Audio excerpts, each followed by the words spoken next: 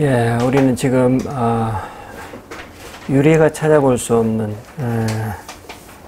폭우로 인하여서 국가적으로 커다란 피해를 경험하고 있습니다. 이것은 우리가 일반적으로 과학계에서 말하고 있는 바와 같이 지나친 화석 연료의 사용으로 그 후가로 인해서 기후변화를 초래하고 그 기후변화가 지금 우리에게 매일 시시각각으로 다가오고 있다고 볼 수 있습니다. 우리의 삶이 이러한 결과를 지금 초래하고 있다, 그렇게 볼 수 있겠습니다. 오늘 메시지도 또 이러한 우리들의 상황을 감안하면서 같이 생각해 보기를 원합니다. 우리는 지난 몇 주 동안 구약의 선지서들을 읽어 나가면서 그 선지자들이 어떤 상황에서 어떤 메시지를 전했는지 보았습니다. 이사야, 호세야, 아모스 등의 선지자들은 하나님이 아닌 우상을 섬기고 있는 당대의 이스라엘 사람들, 그 사회 정의를 실천하지 않는 그들에게 추상 같은 하나님의 심판을 선고하고 또 그러한 그들에게 하나님의 부르심을 또 하나님의 호소를 선포하는 것을 보아왔습니다. 오늘 본문을 담고 있는 이 위로의 책 예레미야서도 역시 왜 하나님의 심판이 이르게 되었는지 역사적인 사실들을 구체적으로 증언하면서 동시에 그 심판에 따른 하나님의 구원을 선포하고 있습니다. 오늘 본문은 하나님의 심판 한가운데 서 있는 이스라엘에게 하나님의 구원이 선포되고 있습니다. 먼저 본문은 이스라엘이 지금 어떤 심판 가운데 있는지 설명하고 있습니다. 그들은 포로로 끌려가 편히 쉴 만한 안식처가 지금 없습니다. 남아있는 자들도, 이스라엘에 남아있는 자들도 나라가 무너져 노래소리가 끊긴 축제, 그리고 뿌리 뽑힌 포도원, 그리고 쳐들어오는 정복자들을 알리기에 바쁜 파수꾼들, 파괴된 성전, 나라의 모든 하드웨어가 무너져 내린 상태입니다. 그뿐만이 아닙니다. 예레미야서 30장 6절에 보면 이스라엘 남자들은 마치 구로하는 임산부처럼 두려움과 공포에 질려서 영적, 심리적으로 현저히 위축되어 있습니다. 그들이 당시 경험하고 있던 환란이 무엇인지 상징적으로 묘사하고 있습니다. 그들은 또한 이방인의 포악한 그 포박에 묶여서 멍에를 메고 착취와 고된 노역이 일상화된 노예적 삶을 살아가고 있습니다. 웃음과 기쁨이 없는 삶이 아닌 죽음의 삶을 살아가고 있는 것입니다. 이런 이스라엘을 향해 하나님이 말씀하십니다. 12절로 15절 말씀에 보면 내 상처는 고칠 수 없고 내 부상은 중하도다. 내 송사를 처리할 재판관이 없고 내 상처에는 약도 없고 처방도 없도다. 이는 내 악행이 많고 내 죄가 많기에 나는 내 원수가 당할 고난을 내게 받게 하며 잔인한 징계를 내렸도다. 너는 어찌하여 내 상처 때문에 부르짖느냐. 내 악행이 많고 내 죄가 허다하므로 내가 이 일을 너희에게 행하였느니라.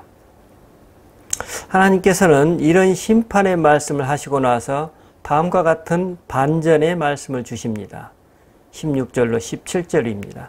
그러므로 너는 너를 먹는 모든 자는 잡아먹힐 것이며 내 모든 대적은 사로잡혀 갈 것이고 너에게서 탈취해 간 자는 탈취를 당할 것이며 너에게서 노략질한 모든 자는 노략물이 되리라.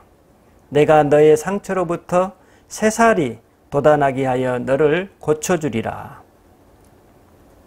여러분, 하나님께서는 왜 이런 반전의 말씀을 하실까요? 메시지 성경으로 31장 18절로 19절의 말씀을 보면 이렇게 묘사하고 있습니다. 내가 에브라임이 참회하는 소리를 들었다. 그렇다. 그가 이렇게 말하는 것을 분명히 들었다. 주께서 저를 길들이셨습니다. 야생마 같은 저를 꺾으시고 안장을 지우셨습니다. 이제 고분고분해진 저를 사용해 주십시오. 주님은 저의 하나님이십니다. 제 멋대로 굴었던 지난 과거를 부끄러워합니다. 부끄러워 가슴을 칩니다. 이 부끄러움을 씻을 수 있겠는지요? 이스라엘이 이방의 진입과 압제라는 이 환난을 겪으면서 그 자신도 모르게 이처럼 변화된 것입니다. 지난주에 성도님이 티타임에서 말씀하신 것처럼 진짜 어려움을 겪어보니 불필요한 것들 이미 다 버려져 있고 진짜 중요한 것만 남아있더라 라는 그 간증이 아마 이와 같은 변화가 아닐까 생각합니다. 진짜 환난을 지내고 보니 이미 우리는 정화되어 있더라는 이스라엘 사람들의 고백입니다. 그러므로 여러분, 구원은 심판의 한 복판에서 이루어집니다. 그래서 우리는 인간입니다. 그래서 우리에게는 구원이 필요합니다. 하지만 그 구원에는 이미 심판의 한 복판에 있는 우리들이 있습니다. 우리는 심판 아래 있으면서 동시에 구원을 경험하게 됩니다. 이런 맥락에서 우리에게 대한 하나님의 심판은 우리에게 복이 됩니다. 이처럼 정화된 인간들이 맡게 될 복을 에레미야서 30장 18절로 22절에 다음과 같이 그리고 있습니다. 메시지 성경입니다. 내가 야곱을 위해 사태를 역전시켜 줄 것이다. 그를 가엾게 여겨 장막을 재건해 줄 것이다. 마을이 다시 옛 토대 위에 재건될 것이다. 다시 웅장한 저택이 세워질 것이다. 집집마다 감사가 창문 밖으로 흘러넘치고 웃음이 문 밖으로 흘러나오리라. 갈수록 형편이 나아질 것이다. 그들은 번성하고 번창할 것이다. 멸시받던 시절은 이제 지나갔다. 그들은 다시 아이를 낳고 싶어하며 내가 자랑스럽게 여길 공동체를 이룰 것이다. 그들을 해치는 자는 내가 누구든지 벌할 것이다. 그들 안에서 다스릴 자가 나올 것이다. 나는 그가 언제라도 내 앞에 나올 수 있게 허락할 것이다. 그렇다 너희는 나의 백성이 되고 나는 너희의 하나님이 될 것이다. 참으로 정상적이고 건강한 공동체로의 회복을 약속하고 있습니다. 저는 이 구절을 읽으면서 우리나라의 최근 역사가 계속 떠올랐고 어쩌면 이렇게 우리 역사와 비슷할까라고 생각했습니다. 그러면 오늘 우리는 이런 건강한 공동체로의 복귀를 어떻게 이룰 수 있을까요? 우리가 경험하고 있는 하나님의 심판은 무엇인가요? 오늘 우리는 어떤 구원을 갈망하고 있습니까? 오늘 우리가 맡고 있는 정치, 경제, 사회, 문화 혹은 종교적 심판의 상황은 무엇이고 이에 대한 우리의 갈망, 즉 구원은 무엇인지 한번 살펴보도록 하십시다. 먼저 우리나라는 수년간 세계에서 가장 출산율이 낮은 나라들 중에 속해 있습니다. 통계청이 지난 2월에 발표한 지난해 우리나라 출산율은 0.92였다고 합니다. 재작년 0.98에서 더욱 더 내려앉은 것입니다. 우리나라 전체 가임 여성 중에서 아기를 낳을 것으로 기대하는 비율은 사실상 한 명도 안 되는 것입니다. 도대체 우리 사회에 무엇이 문제이기에 이런 현상이 계속되고 있을까요? 여러분, 어떤 사회에서 아기를 의도적으로 낳지 않으려 한다면 그 이유가 어디에 있을까요? 그것은 두말할 나위 없이 지금 그 사회에 살고 있는 젊은이들이 그들 자신의 삶과 그 사회 자체를 거부하고 있는 것입니다. 그들은 말없이 그 사회와 기성세대에 저항하는 것입니다. 즉 이런 말이죠. 나는 이와 같은 세상이라면 다시 태어나고 싶지 않습니다. 내가 비록 홀로 외로이 쓸쓸한 죽음을 맞더라도 나의 자식들은 이런 세상에서 살게 하고 싶지는 않습니다. 나는 이 사회에 더 이상 희망을 갖고 있지 않습니다. 이 세상에 사는 고통은 이제 내가 마지막이 되기를 원합니다. 뭐 이런 말이 아니겠습니까? 또 우리나라는 수년째 자살률이 가장 높은 나라로 기록되고 있습니다. 지난해에도 우리나라 자살률은 OECD 국가들 중 가장 높았습니다. 하루 평균 37.5명이 자살로서 생을 마감한다고 합니다. 지난해 자살에 의한 사망자 수는 총 13,670명으로 전년도보다 1,207명이 증가했다고 합니다.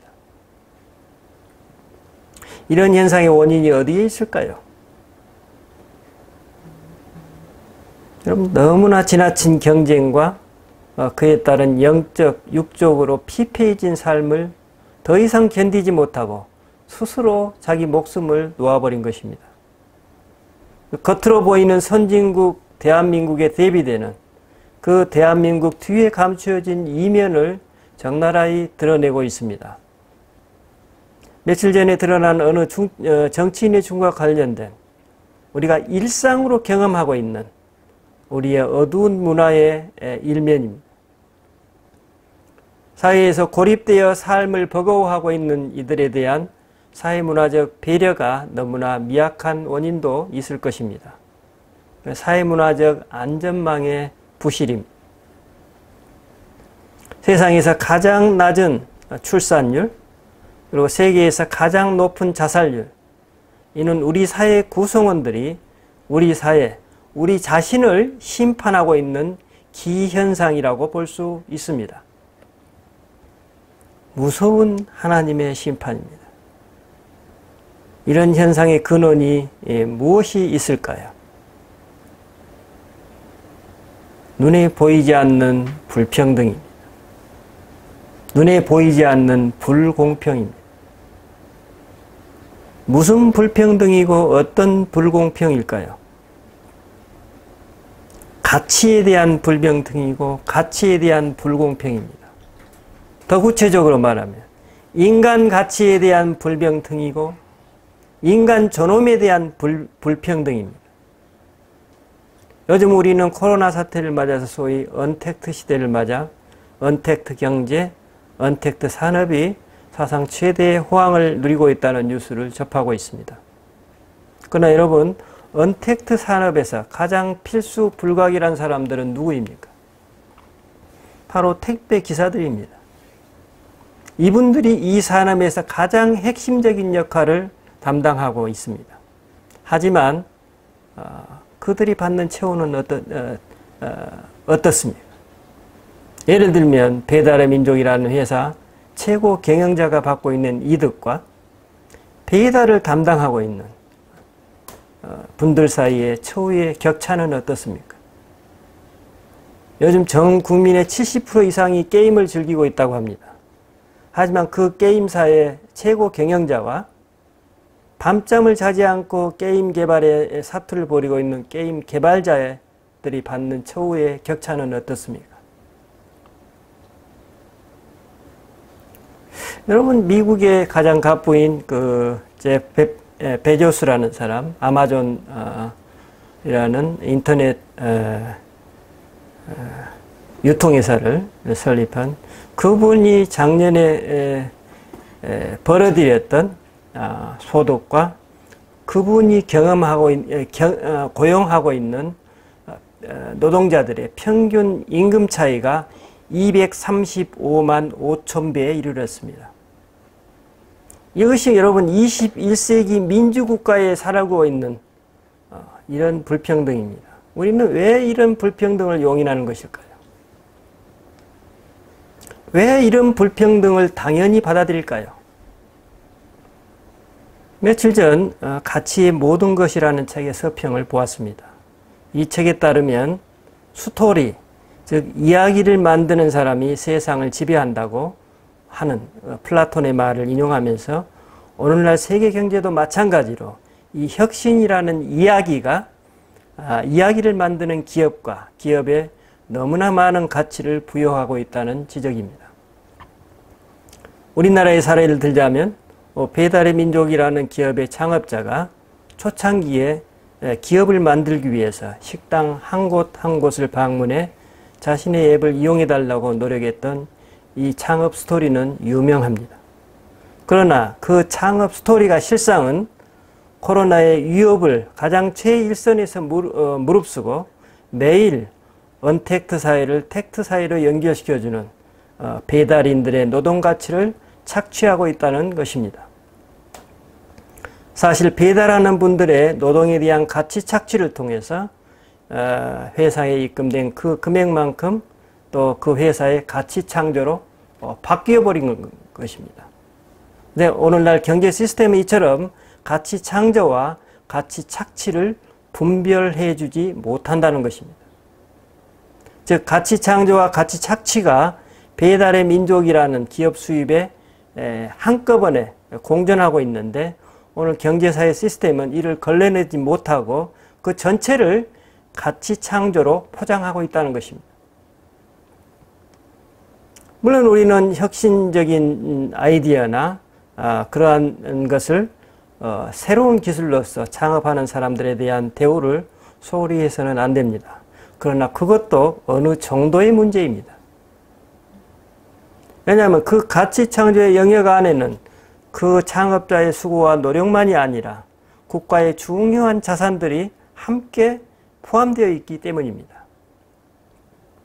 여러분, 우리 국민은 세계사의 유례를 찾아볼 수 없을 정도로 가장 가난한 최빈국에서 불과 몇십 년 사이에 선진국의 대열에 올랐습니다. 하지만 좀 전에 그 낮은 출산율과 높은 자살률이 말해주듯이 그 대가로 우리 국민들은 영적으로, 육적으로 매우 지쳐 있으며 이 보이지 않는 불평등과 불공평등으로 인해서 국민들의 사기가 바닥에까지 내려앉아 있습니다. 그건 바로 부와 가난이 불공정한 교육의 기회로 인해서 이제 또 그대로 대물림되는 불공정한 구조에 있다고 볼 수 있습니다. 국가 전체적인 이처럼 부의 상승이 상대적 박탈감의 문제를 해결해 주지 못하고 있는 것입니다. 이것이 우리 대에서만 끝나고 마는 것이 아니라 나의 후대까지 이어질 것이라는 감이 오면 누군들 자유롭게 아기를 갖고 싶겠습니까?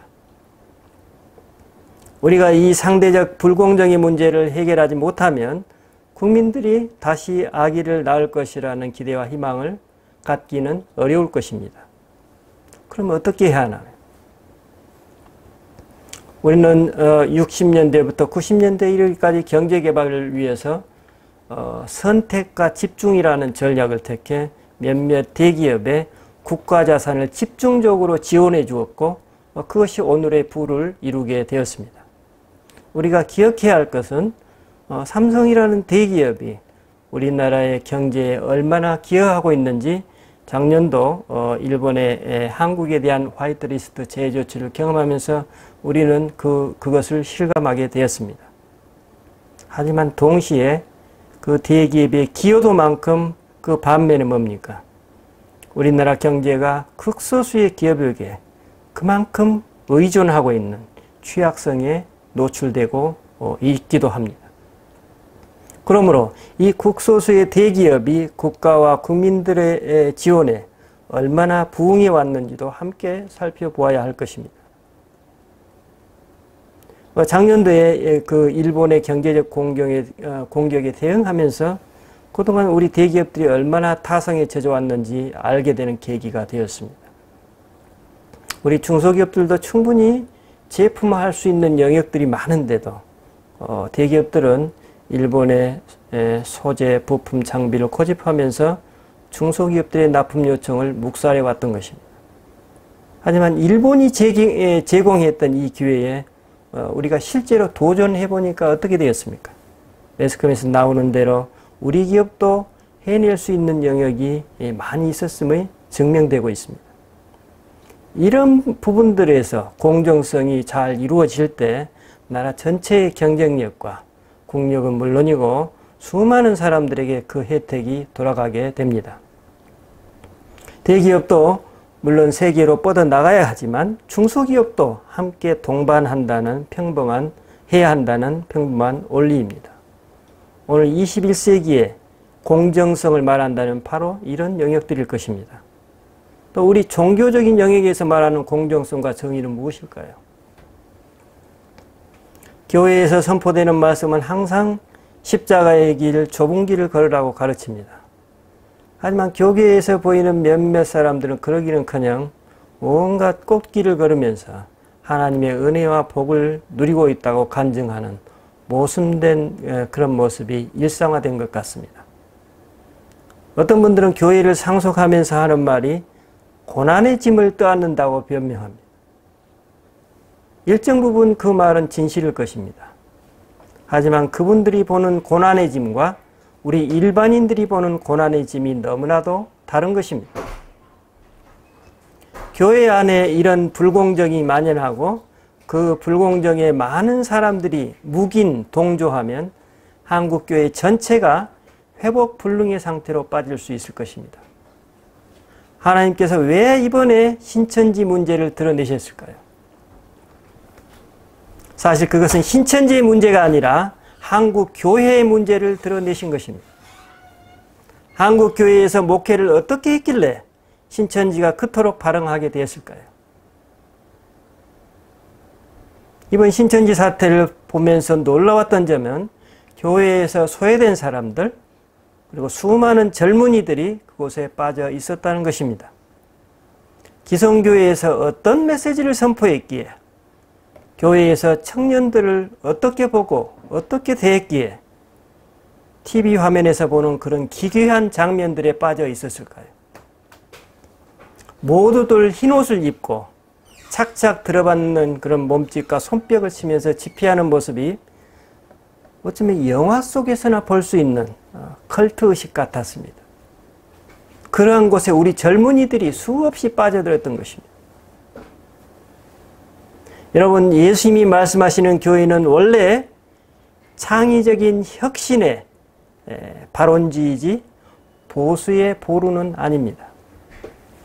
창의적인 혁신은 같이 창조를 이루는 것이지 같이 착취를 하지 않습니다.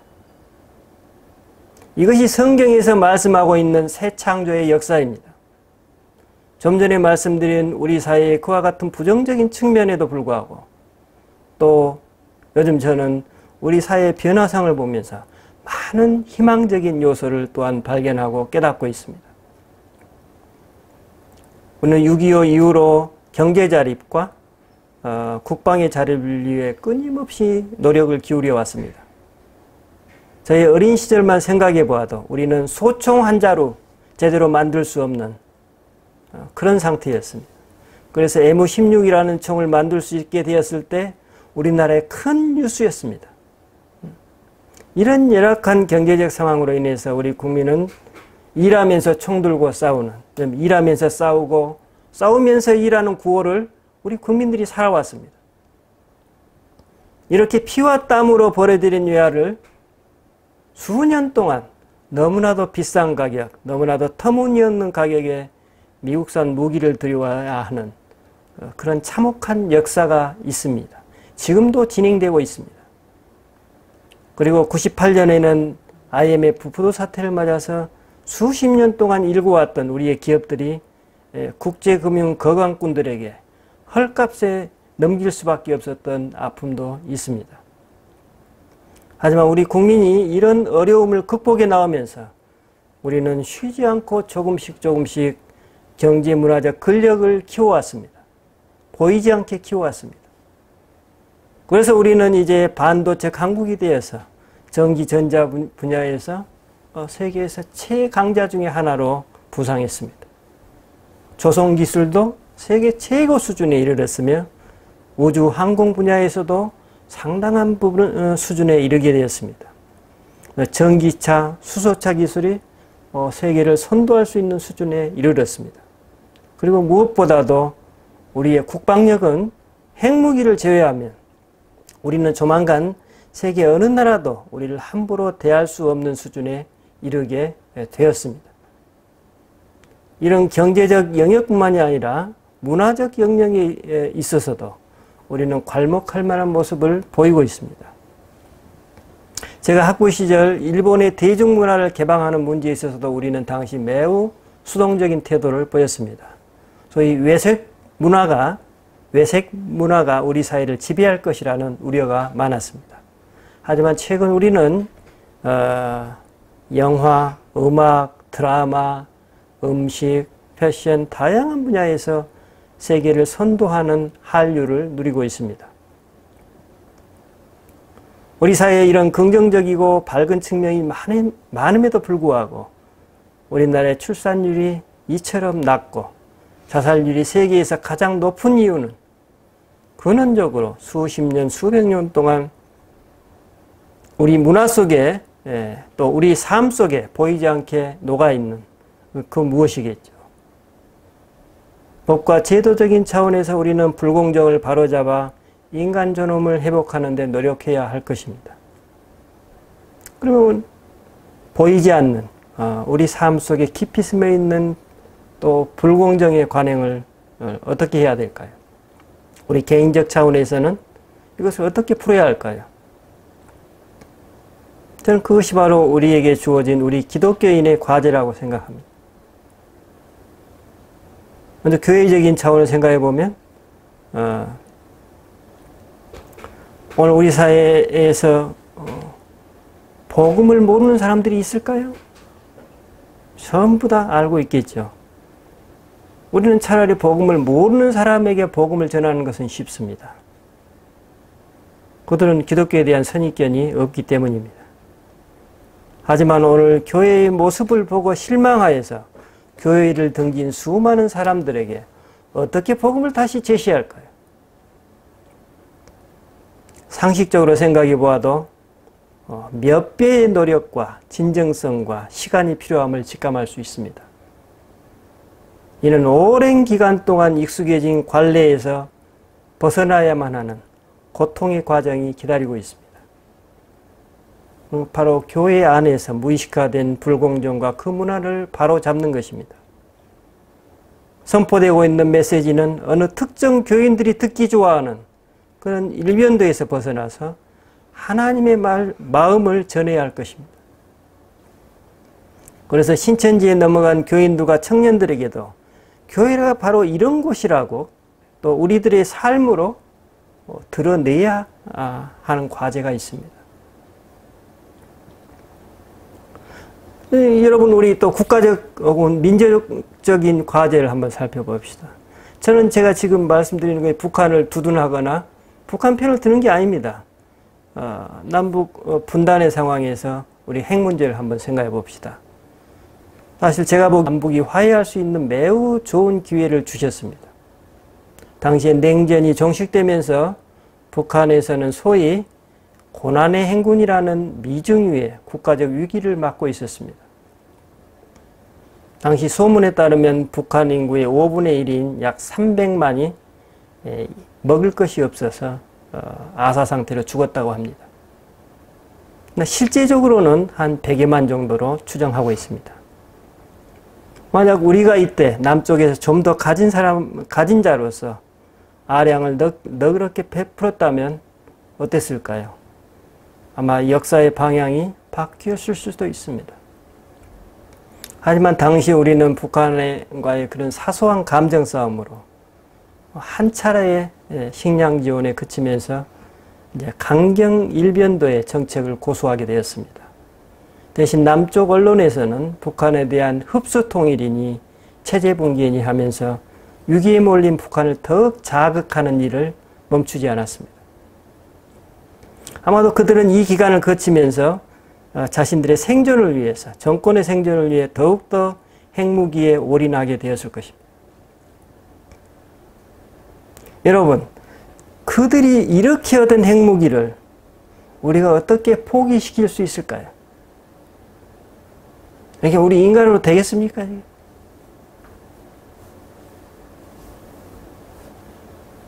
하나님께서 직접 개입하시지 않으면 이것은 어려운 일입니다. 우리들에게 창의적인 발상의 전환이 필요한 때라는 것입니다. 그러면 우리는 이런 과제를 어떻게 달성할 수 있을까요? 우리가 하고 있는 기도의 삶을 일상화하는 것입니다. 우리 한 사람 한 사람이 하나님과 깊고 친밀하게 사귀면서 그분과 동행하는 것입니다. 아무리 큰 과업이라도, 아무리 구조적인 문제를 할지라도, 아무리 또 사적인 문제를 할지라도 그 해결의 출발점은 내 개인의 기도에 있습니다.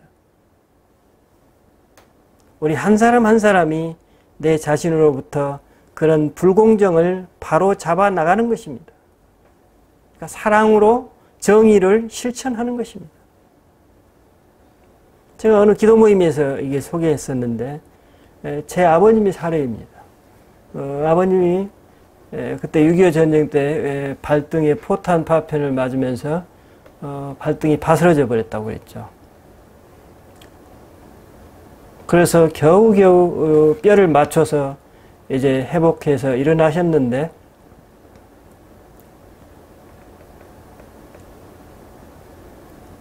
집에서 농사 짓는 사람으로서 노동력을 회복할 수 없었습니다. 그럼 당연히 그때 당시에 상위구인인 혜택을 받아야 했습니다. 근데 제가 대학교 다니면서 그것이 몹시 궁금했습니다.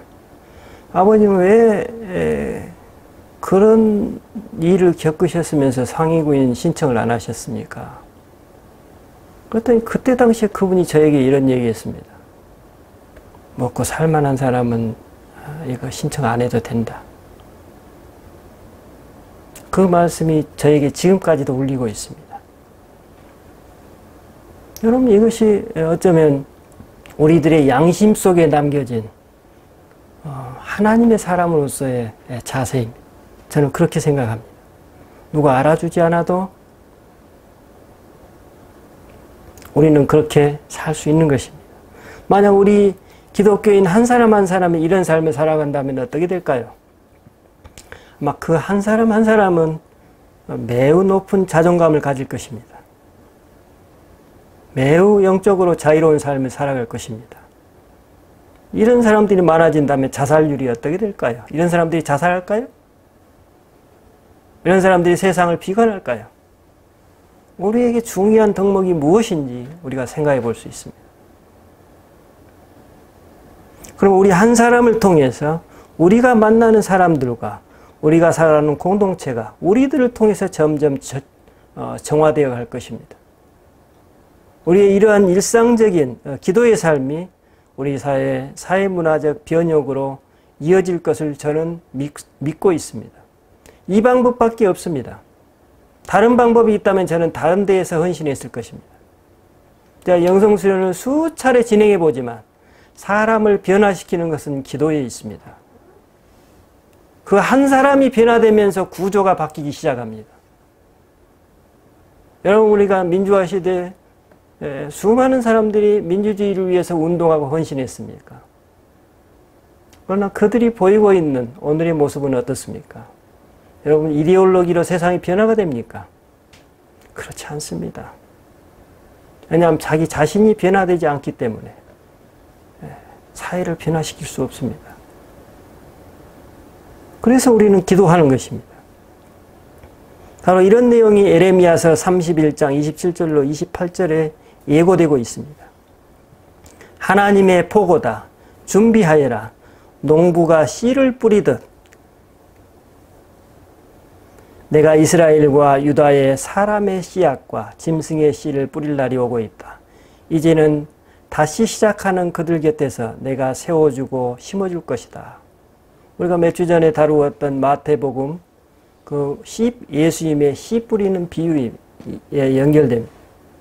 그러니까 예수님이 이들이 이스라엘의 남은 자로서 100배, 60배, 30배의 결실을 하는 옥토에 뿌려진 씨앗들이라고 말씀하고 계십니다. 그리고 이들이 어떻게 결실을 맺게 되든지 다음과 같은 방법적인 측면에서 하나님께서 약속하고 계십니다. 메시지 성경의 에레미야서 31장 33절로 34절 말씀입니다. 그날에 내가 이스라엘과 맺을 전혀 새로운 언약은 이것이다. 내가 나의 법을 그들 속에 넣어주겠고 마음판에 새길 것이다. 그들의 하나님이 되어줄 것이다. 그리고 그들은 나의 백성이 될 것이다. 그들은 하나님에 대해 가르치는 학교를 더 이상 세울 필요가 없으리라. 둔한 자든 영리한 자든 이해가 빠른 자든 그들은 직접 나를 알게 될 것이기 때문이다. 이 구절이 의미하는 바가 무엇인가요? 그렇습니다. 성령 하나님에 대한 약속입니다.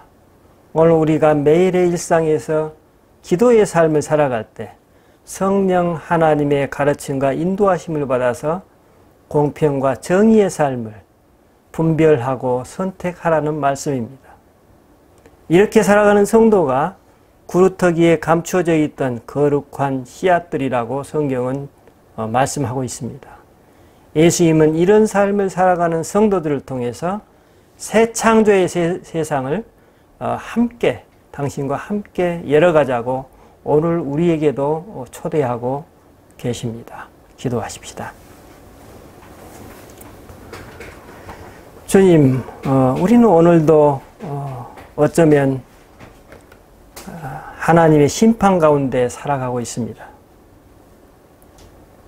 우리 피부에 가깝게 우리는 오늘도 그것을 느끼고 있습니다.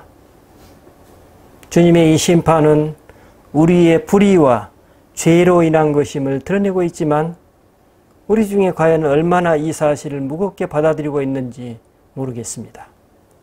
주님, 우리가 당신의 사랑으로 우리의 불의를 바로잡을 수 있는 새 창조의 주역들이 될 수 있도록 복을 주시옵소서. 우리 교회에서 세상 속에서 빛과 소금이 되는 삶을 누리게 하옵소서. 우리 주 예수 그리스도 이름으로 기도드립니다. 아멘.